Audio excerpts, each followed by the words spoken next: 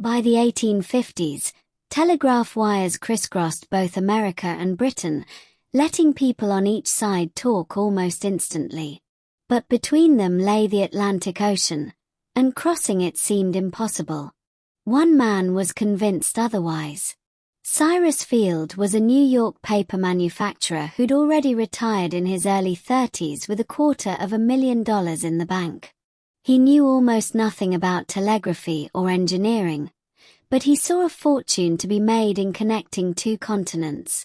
This wasn't laying cable across land.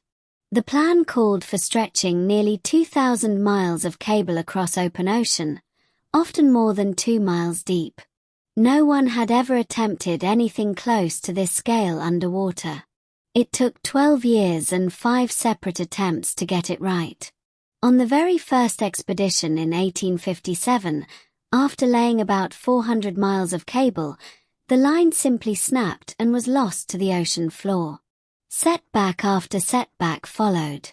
On August 5, 1858, on the third major attempt, ships from both sides finally reached their destinations, completing the link.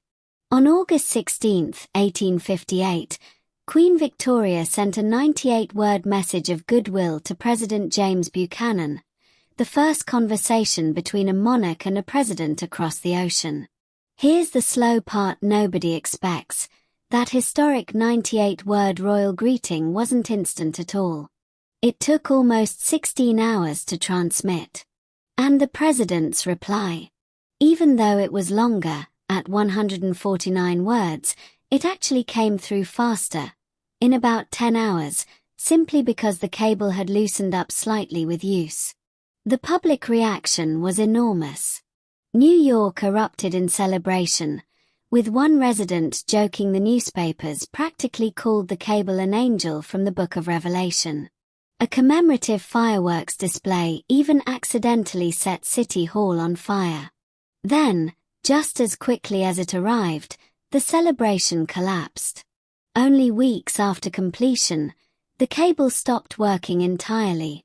Rumors spread that the entire thing had been a hoax or a stock scam designed to fool investors. Cyrus Field refused to give up. After another failed attempt in 1865, derailed by a freak accident just 600 miles from Newfoundland, Field stayed optimistic, insisting they'd learned enough to succeed the following year. He was right. In July 1866, the second transatlantic cable succeeded, and this time, it held. For the first time, news could travel between continents in minutes rather than the 10 days it took by ship. Field was hailed as a hero and awarded a gold medal by Congress, though he would later lose his entire fortune on Wall Street regardless.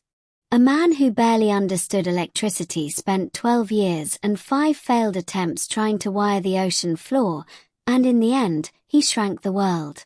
His tombstone simply credits him with the courage and perseverance the world owes to the Atlantic Telegraph.